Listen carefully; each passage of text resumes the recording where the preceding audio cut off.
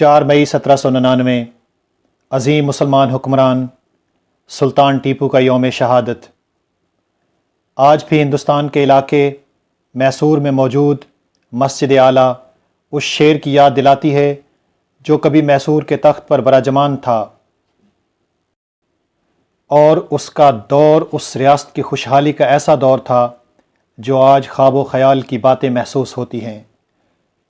مسجد اعلیٰ میسور کے حکمران سلطان ٹیپو نے تعمیر کروائی تھی، جس کا اصل نام فتح علی تھا۔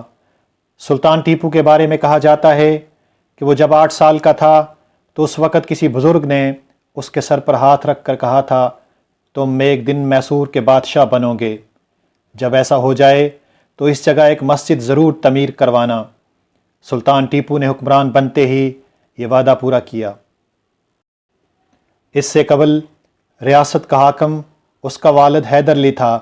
حیدر علی دراصل میسور کا بانی اور پہلا حکمران تھا۔ حیدر علی نے انگریزوں سے 2 بڑی جنگیں لڑیں۔ پہلی جنگ میں انہیں شکست ہوئی، جبکہ دوسری جنگ میں انہوں نے انگریزوں کو عبرتناک شکست سے دوچار کیا۔ دسمبر 1784 میں حیدر علی کا انتقال ہوا تو اس وقت اس کے فرزند فتح علی ٹیپو کی عمر 32 سال تھی۔ باپ کے بعد وہ تخت نشین ہوا۔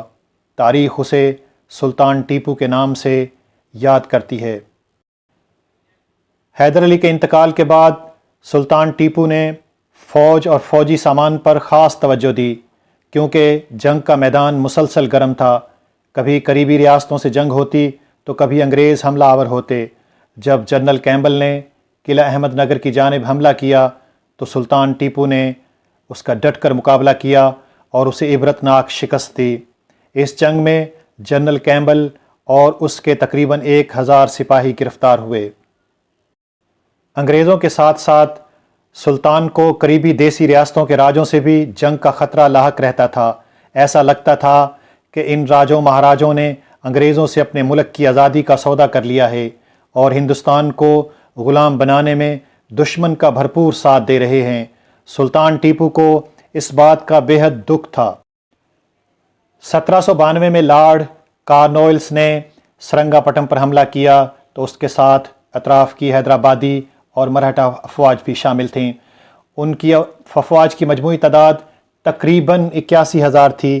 سلطان کو جب یہ معلوم ہوا کہ کئی قلعہ داروں نے اس سے نمک حرامی کر کے کئی قلعے دشمنوں کے حوالے کر دیے ہیں، تو سلطان کو انگریزوں کے ساتھ ناپسندیدہ اور ذلت امیز شرائط پر صلح کرنا پڑی۔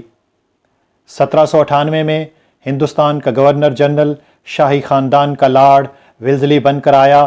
اس نے آتے ہی ٹیپو سلطان کے خلاف جنگی تیاریاں شروع کر دیں۔ 1799 میں اس کی ہدایت پر جنرل ہیرس انگریزی اور حیدرآبادی افواج کے ہمراہ سرنگا پٹم پر حملہ آور ہوا۔ ٹیپو سلطان نے اس کا جوانمردی سے مقابلہ کیا۔ جنگ کے دوران ہی سلطان کو احساس ہو گیا کہ اس کے چند وزیر در پردہ انگریزوں سے ملے ہوئے ہیں۔ 28 اپریل 1799 کو سرنگا پٹم کے باہر توپیں نصب کر دی گئیں اور گولہ باری شروع ہو گئی۔ 3 مئی کو قلعے میں چھوٹا سا شگاف پڑ گیا۔ جنرل ہیرس کا ارادہ تھا کہ فوراً حملہ کیا جائے، مگر اس کے پاس رسد کی کمی تھی۔ اس موقع پر غدار ملت میر صادق نے اسے مشورہ دیا کہ بھرپور حملہ 4 مئی کی دوپہر کو کیا جائے۔ اس وقت میر صادق نے تنخواہ دینے کے بہانے سپاہیوں کو اندر بلا لیا جو قلعے کی فصیل پر شگاف والے حصے پر حفاظت کے لیے موجود تھے۔ اس کے بعد انگریز فوج بغیر کسی مزاحمت کے قلعے میں داخل ہو گئی۔ ٹیپو سلطان اس وقت دفاعی انتظامات میں مصروف تھے۔ اس روز دوپہر کا کھانا ان کے سامنے لایا گیا۔ انہوں نے ابھی لقمہ اٹھایا ہی تھا کہ انہیں اپنے وفادار ساتھی سید عبدالغفار کی شہادت کی اطلاع ملی۔ وہ کھانا چھوڑ کر اٹھے اور کہا، ہم بھی عنقریب جانے والے ہیں۔ اسی دوران میر صادق کی غداری دوسرے سپاہیوں پر ظاہر ہو چکی تھی۔ انہوں نے اسی وقت تلوار سے اس کا سر جسم سے علیحدہ کر دیا۔ ٹیپو سلطان باہر نکل کر جوانمردی سے لڑے۔ ان کا کہنا تھا کہ شیر کی ایک دن کی زندگی گیدڑ کی 100 سالہ زندگی سے بہتر ہے۔ گیدڑ بزدلی کی علامت ہوتا ہے اور ٹیپو سلطان شیر کی طرح طاقت اور ارادے کے مالک تھے۔ میسور کا شیر پوری طاقت کے ساتھ لڑ رہا تھا۔ وہ زخمی ہونے کے باوجود بزدل دشمنوں پر بھاری تھا۔ زخمی سلطان سے ایک انگریز سپاہی نے اس کی قیمتی تلوار چھیننے کی کوشش کی۔ زخمی سلطان نے تلوار کا وار کیا جس سے وہ انگریز سپاہی زخمی ہو گیا۔ دوسرے نے گولی چلا دی۔ زخمی حالت میں بھی سلطان ٹیپو نے 3 افراد کو ہلاک کیا اور بالآخر کنپٹی پر لگی گولی سے یہ بہادر جرنیل شہادت کے مرتبے پر فائز ہو گیا۔ دیکھنے والوں نے دیکھا اس کے چہرے پر بلا کا اطمینان تھا۔ دوسرے دن محل سے سلطان ٹیپو کا جنازہ اٹھایا گیا۔ جنازے کا جلوس جس راستے سے گزرتا وہاں دونوں جانب کھڑے شہریوں کا جم غفیر دھاڑے مار مار کر رو رہا تھا۔ سلطان کو اس کے والد حیدر علی کے پہلو میں لال باغ کے مقبرے میں دفن کیا گیا۔ ٹیپو سلطان میں بے پناہ خوبیاں تھیں جس کے سبب وہ اپنی رعایا میں ہر دل عزیز تھا، اور یہی غم ان کی شہادت کے بعد جنازے کے دوران لوگوں کے چہروں پر دیکھا گیا۔ سلطان ہر وقت باوضو رہتے تھے، مزاج میں انتہائی سادگی تھی۔ انہیں یہ پسند نہیں تھا کہ کوئی ان کے احترام کے لیے کھڑا ہو یا جھک کر سلام کرے۔ انہوں نے ریاست کا آئین بنایا جو آئین سلطانی کہلایا۔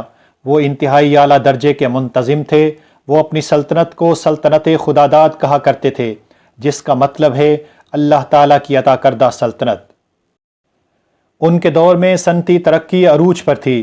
سرنگا پٹم سمیت دیگر علاقوں میں کینچیاں، چاقو، گھڑیاں، تیر، دستی بندوقیں، بارود، کاغذ اور برتن بنانے کے کئی کارخانے موجود تھے۔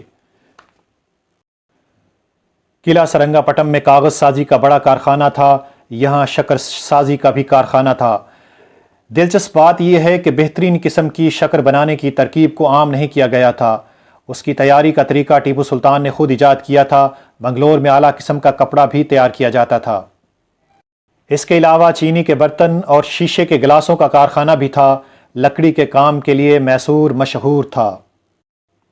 سلطان علم پرور انسان تھا۔ اسلامی علوم کے علاوہ انہیں عربی، فارسی، انگریزی اور اردو زبانوں پر عبور حاصل تھا۔